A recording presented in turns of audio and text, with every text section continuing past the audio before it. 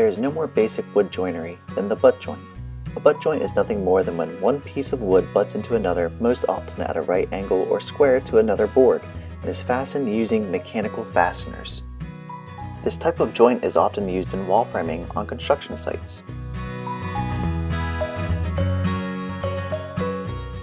A mitered butt joint is nearly the same as a basic butt joint, except that the two boards are joined at an angle instead of square to one another. The advantage is the mitered joint will not show any end grain and is more aesthetically pleasing.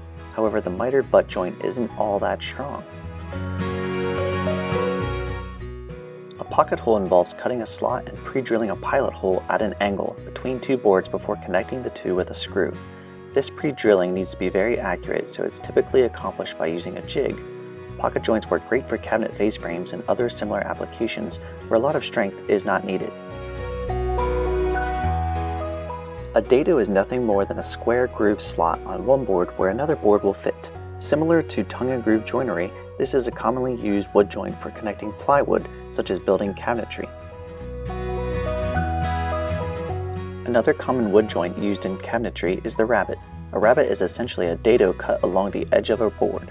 Rabbets are often used at the back of cabinets and other similar assemblies for attaching the back to the sides of the box, adding a considerable amount of strength to the assembly.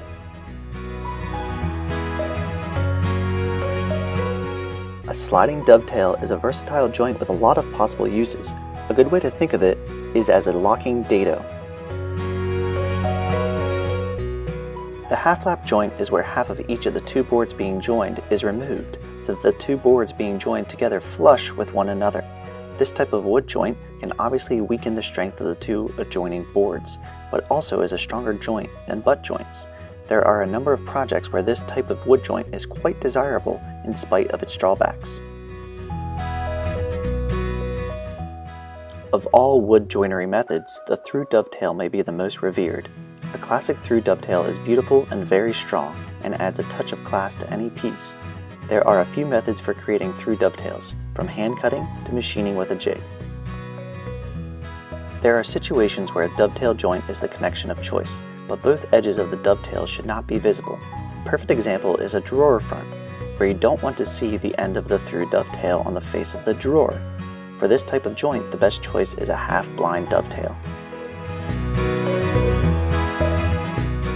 Dovetail joints are beautiful and strong, but not always practical.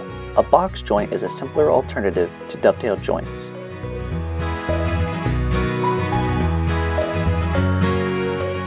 A mortise and tenon is a classic wood joinery method. These joints have been used since the early times of woodworking and are still among the strongest and most elegant methods for joining wood.